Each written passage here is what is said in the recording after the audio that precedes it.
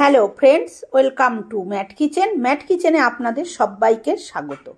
পুরনো বন্ধুদের পাশে থাকার জন্য ধন্যবাদ এবং নতুন বন্ধুদের স্বাগত জানিয়ে শুরু করছি আজকের রেসিপি। আজ আমি নিয়ে এসেছি একটা নিরামিষ বেগুনের রেসিপি, বেগুন বাহার। এবারে আমি এরকম গোটা গোটা বেগুন নিয়েছি।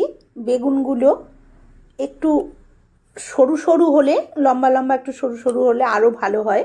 তা আমি এরকমই বেগুনগুলো পেলাম, তাই এরকম বেগুন নিয়েছি, সেটা দিয়েই করে দেখাচ্ছি। এবারে বেগুনটাকে আমি বোটাটা কিছুটা রেখে দিয়ে কাটবো। তারপরে আমি মধ্যিখান দিয়ে ছুরি দিয়ে এইভাবে কেটে নিলাম। আমি ছুরিতেই এটা কাটলাম, এটা সুবিধার জন্য।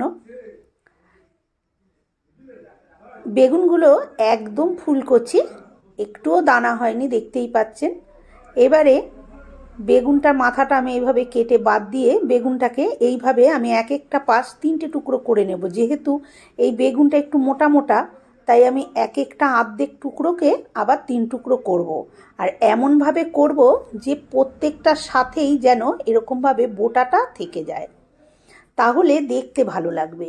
আর এই রেসিপিটা যখন করা হবে তখন যেন বেগুনগুলো সব একই মাপের নেওয়া হয়। একই মাপের দেখতে হলে তাহলে এটা দেখতেও খুব সুন্দর হবে। এই রকমভাবে আমি টুকরো করে সমস্ত বেগুনগুলোকে কেটে নিয়েছি। প্রত্যেকটা বেগুনে আমার এরকম বোটাটা লেগে আছে, আর বেগুনটা আমি এরকম মোটা করে কেটেছি। এবারে আমি বেগুনটাকে খুব ভালো করে ধুয়ে নিয়ে চলে এসেছি।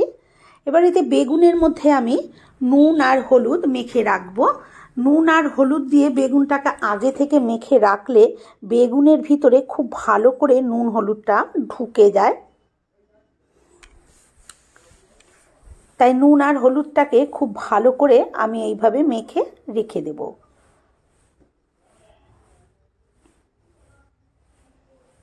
এখানে কিন্তু আমি কোনো রকম চিনি ব্যবহার করব না। প্রত্যেকটা বেগুনে নুন হলুদ মাখা হয়ে গেছে। এবারে এইভাবে রেখে দেবো মিনিট 10। ততক্ষণে আমি একটা মশলা তৈরি করে নিই।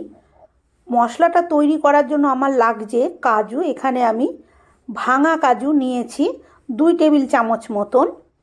আর সাথে নিচ্ছি, এটা হচ্ছে পোস্ত। পোস্ত নিলাম আমি 1 টেবিল চামচ। আর কালো সর্ষে নিচ্ছি আমি এখানে 1.5 টেবিল চামচ। আর সাদা সর্ষে মানে হলুদ সর্ষেটা নিচ্ছি 1.5 টেবিল চামচ। এখানে আমি আর কিছু দিচ্ছি না, এটা একটু কাঁচা লঙ্কা দিয়ে আমি বেটে নেব। আপনারা চাইলে এখানে 4 মগজও ব্যবহার করতে পারেন কাজুর সাথে, সেক্ষেত্রেও ভীষণই ভালো হবে। এবারে আমি একটা কড়াই বসিয়ে দিলাম। কড়াইটা বসিয়ে দিয়ে কড়াইটা গরম হলে আমি সর্ষের তেল দিয়ে দিলাম। এই রেসিপিটা আমি সর্ষের তেলেই করব। সর্ষে আর পোস্তর রেসিপি সর্ষের তেলেই বেশি ভালো হয় খেতে। তেলটা গরম হয়ে গেলে আমি বেগুনগুলো এর মধ্যে এক এক করে দিয়ে দিচ্ছি। অনেকগুলো যেহেতু বেগুন, সেহেতু আমি সব বেগুনগুলো একসাথে ভাজবো না, আমি দুবারে বেগুনগুলো ভাজবো। বেগুনটা একটা পাশ একটুখানি হয়ে যাওয়ার পর, মানে মিনিট 2 হয়ে যাওয়ার পরে আমি বেগুনটাকে এইভাবে নেড়ে চেড়ে একটু উল্টে পাল্টে দিচ্ছি। বেগুনটা অনেকটাই ভাজা হয়ে এসেছে, কিন্তু বেগুনটাকে আমি আরও একটু ভাজা করে নেব। তাই জন্য আমি উল্টে পাল্টে বেগুনগুলোকে নাড়াচাড়া করে দিচ্ছি। এই যে দেখুন বেগুনগুলো কিরম লালচে করে ভাজা হয়ে গেছে। আর এই বেগুনটা বোটাটা যেহেতু আছে, সেহেতু অন্য কড়াইতে অসুবিধা বলে আমি একটা এরকম চওড়া ধরনের কড়াই নিয়েছি। যেগুলো ভাজা হয়ে গেছে তুলে নিলাম। এই বেগুনটা এখনো হয়নি, আর একটু হবে। এবার আমি পাশ দিয়ে বাকি বেগুনগুলো দিয়ে দিচ্ছি। এই বেগুনগুলোকেও আমি ওই একইভাবে লাল করে ভেজে তুলে নেব। সমস্ত বেগুনগুলো আমার ভাজা হয়ে গেছে। এবারে ওই তেলেই আমি বাকি রান্নাটা করে নেব। দিয়ে দিচ্ছি তাতে আমি 1 চামচ কালো জিরে। কালো জিরে দেওয়ার পরে তেলের মধ্যে আমি একটুখানি হলুদ দিয়ে দিলাম। তেলের মধ্যে হলুদ দিয়ে দিলে তরকারির রং কিন্তু ভীষণ সুন্দর হয়।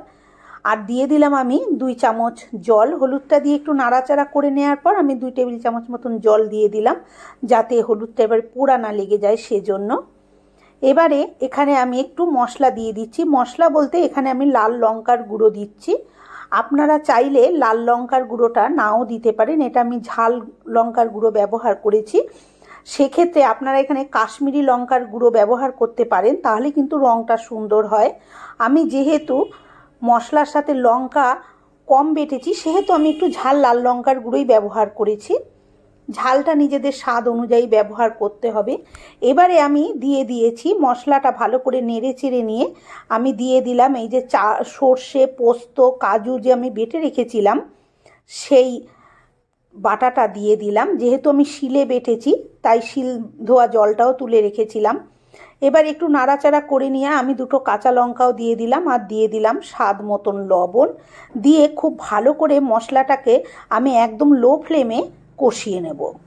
মশলা কষানোর সময় আঁচ সব সময় লো ফ্লেমে রাখাই ভালো, সেক্ষেত্রে ভীষণ সুন্দরভাবে মশলাটা কষে। সময় নিয়ে তাতে টেস্টটা বেশি ভালো হয়। দেখুন তেলটা কীরকম সেপারেট হয়ে গেছে, উপর দিয়ে ভেসে উঠেছে। এবারে আমি আবার একটু ভালো করে এইভাবে নাড়াচাড়া করে দিচ্ছি। নাড়াচাড়া করে দিয়ে এবারে আমি এখানে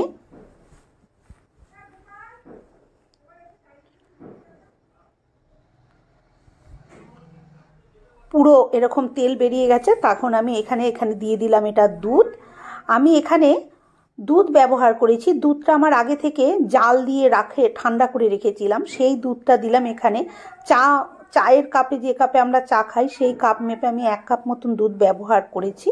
আর বাটিটা ধুয়ে আমি 2 টেবিল চামচ মতন জল আরও দিয়ে দিয়েছি। আপনারা এখানে দুধের পরিবর্তে টক দইও ব্যবহার করতে পারেন। এবারে দুধটা দিয়ে আমি আবার খুব ভালো করে এটাকে কষিয়ে নেব। একটুখানি চিনি দিয়ে দিলাম স্বাদটা ব্যালেন্স করার জন্য। দিয়ে এবার খুব ভালো করে মশলাটাকে আবার কষিয়ে নেব। ততক্ষণ পর্যন্ত কষাবো যতক্ষণ পর্যন্ত না তেলের ওপরে, মশলার ওপরে তেল সেপারেট হচ্ছে। দেখুন মশলার ওপরে তেলটা কীরকম ভেসে উঠেছে, মানে মশলাটা খুব ভালো করে কষানো হয়ে গেছে। আবার আমি একটু মশলাটাকে নাড়াচাড়া দিয়ে নিলাম নিচে যাতে না লেগে যায় সেই জন্য। এবারে আমি এর মধ্যে দিয়ে দেব পরিমাণ মতন জল। জলটাও নিজেদের ইচ্ছা অনুযায়ী দিতে হবে। আমি এটা একদম মাখো মাখো তৈরি করব, তাই আমি সেই অনুপাতে জলটা ব্যবহার করছি। আর এটা একদম মাখো মাখো তৈরি করলে রুটি, পরোটা, ভাত সবার সাথেই খাওয়া যাবে। এবারে দিয়ে দিচ্ছি সেই অনুপাতে আমি জলটা দিয়ে আবার মশলাটা ভালো করে নাড়াচাড়া করে নিলাম। করে নিয়ে এবারে আমি এটাকে ঢাকা দিয়ে দেব 3-4 মিনিটের জন্য।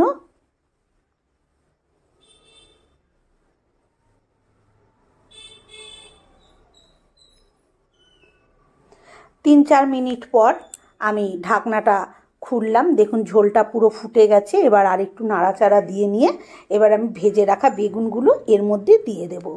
বন্ধুরা, আমার আজকের এই বেগুন বাহার রেসিপিটি যদি আপনাদের ভালো লেগে থাকে তাহলে একটা লাইক দেবেন, শেয়ার করবেন। আমার চ্যানেলে নতুন বন্ধু হয়ে থাকলে চ্যানেলটি সাবস্ক্রাইব করার অনুরোধ রইল। পাশে থাকা বেল আইকনটা অবশ্যই প্রেস করবেন, কারণ আমি যখনই নিত্য নতুন রেসিপি শেয়ার করব নোটিফিকেশন পৌঁছে যাবে আপনাদের কাছে সবার আগে। বেগুনগুলো আমি সব দিয়ে দিয়েছি। দিয়ে আমি আবার 2 মিনিট মতন ঢাকা দিয়ে দেব। বেগুন দেওয়ার পর কিন্তু আমি বেশি জাল দেব না, তাহলে বেগুন ভেঙে যেতে পারে। এবারে মিনিট 2-1 পর ঢাকনাটা খুলেছি, একটু নাড়াচাড়া করে নিচ্ছি। নিয়ে আমি এরকমই একটু ঝোল এরকমই রেখে দেবো। এটাই ঠান্ডা হয়ে গেলে একদম মাখা মাখা হয়ে যাবে। এবার আমি গ্যাসটা নিভিয়ে স্ট্যান্ডিং টাইমে ঢাকা দিয়ে 2-3 মিনিট রেখে দেব। তারপরে আমি আপনাদেরকে দেখাচ্ছি যে কেমন হয়েছে দেখতে। আর আপনারা ঝোল একটু রাখতে চাইলে জলটা একটু বেশি দিয়ে দেবেন। এবার আমি সার্ভ করে দিয়েছি। দেখুন আজকের মতন এই পর্যন্ত। আবার হাজির হব অন্য কোনো রেসিপির সাথে। ভালো থাকবেন, সুস্থ থাকবেন। ধন্যবাদ।